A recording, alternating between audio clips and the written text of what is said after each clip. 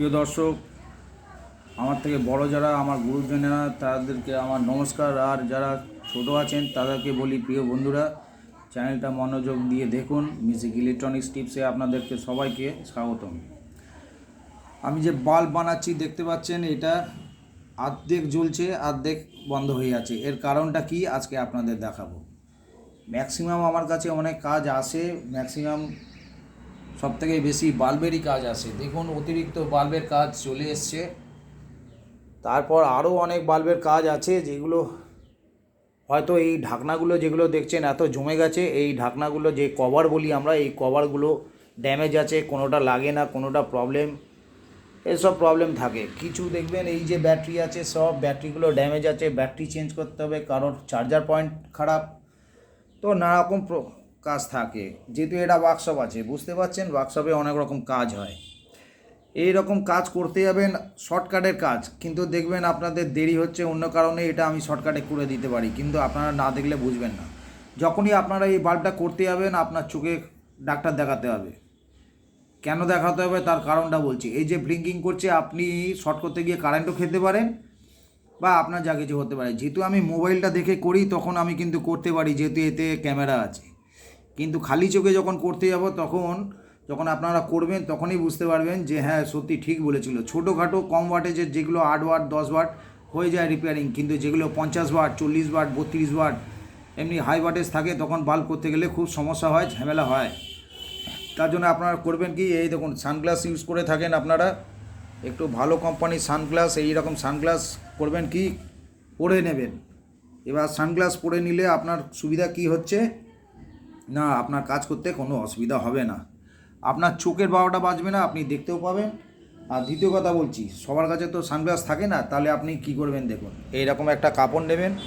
এই কাপড়টা নিয়ে আস্তে করে এইটুকুনি যেটুকুনি লাইটটা জ্বলছে এইটুকুনি লাইটটাকে আপনি ঢেকে দিন। এবার ঢেকে দিলে কি হলো, আপনার সানগ্লাস দরকার লাগছে না, আপনি শর্টকাটে কাজ করতে পারছেন। এবার আপনাকে নেক্সট স্টেপটা দেখাই যে কেন এটা ব্লিঙ্কিং হচ্ছে আর কী কারণে এটা জ্বলছে না। এর যে পয়েন্টগুলো ভালো করে চেক করুন, সব কটা এলইডি চেক করে নেবেন যে কোন এলইডি শর্টেজ আছে, কোন এলইডি জ্বলছে না। যেটা দেখবেন জ্বলছে না সেই শর্টেজটায় আপনি করবেন কি, সেই এলইডি পুরো একটা পিন নেবেন বা কোনো একটা স্ক্রুড্রাইভার দিয়ে খুঁচিয়ে সেই এলইডির ইয়েটা তুলে দিন।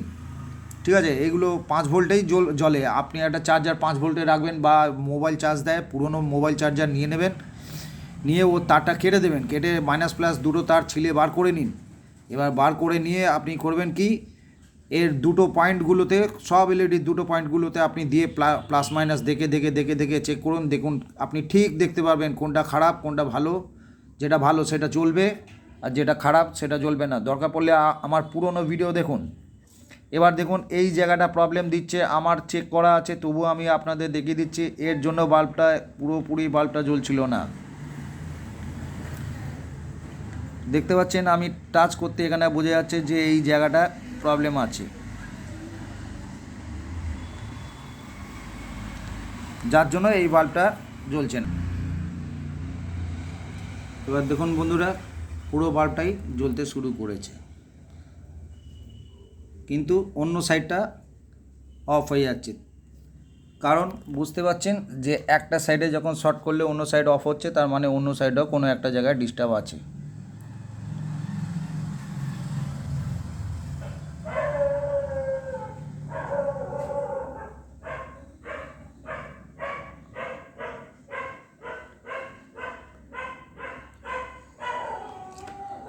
এই সাইডটাকে আপনাকে ঠিক করে পরিষ্কার করে।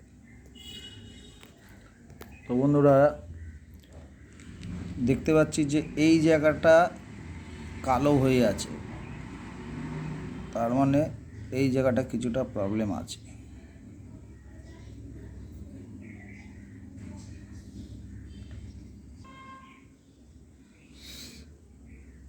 এবার বন্ধুরা দেখতে পাচ্ছেন পুরোটাই জ্বলা শুরু হয়ে গেছে। এখানে কোন কোন পয়েন্টগুলো শর্ট হলো দেখতে পাচ্ছেন। দেখুন এইদিকে একটা ছাড়া আছে নিচের দিকটা, আচ্ছা এদিকে একটা দুটো পয়েন্ট, এদিকে দুটো পয়েন্ট গেছে। তবু আমি বলে দিলাম বন্ধুরা, খুব চেষ্টা, এরপর যদি কেটে যায় আপনারা নিজেদের ঘরের জন্য বানান, কিন্তু অন্য কাউকে আপনারা দেবেন না, কেননা এত কটা যখন খারাপ হয়ে গেছে আবার আবার কেটে যেতে পারে, এমনি উচিত না। অ্যাকচুয়াল IN4007-এর ডায়োড ইউজ করা উচিত, কিন্তু ডায়োডও থাকে না, কেটে যায়। এই দেখুন এরকম ফ্রেশ পুরাতন বাল্ব থেকে নিয়ে নেবেন, এমনি ফ্রেশ নেবেন, এমনি ফ্রেশ নিয়ে এখানে দেখুন মাইনাস প্লাস যেমন আছে এই জায়গাটায় মাইনাস প্লাস থেকে খুলে নেবেন, খুলে নিয়ে এরও দেখবেন মধ্যেখানে দেখুন মাইনাস প্লাস আছে, এই পাতিটাকে খুলে দেবেন, খুলে দিয়ে অন্য একটা এরকম ভালো বড় দেখে এমনি পাতি লাগিয়ে দেবেন। দেখুন একটাও কাটা নেই, ঠিক আছে। আশা করি ভালো লাগলো ভিডিওটা, ভালো লাগলে কমেন্ট দেবেন। ভালো থাকবেন, নমস্কার।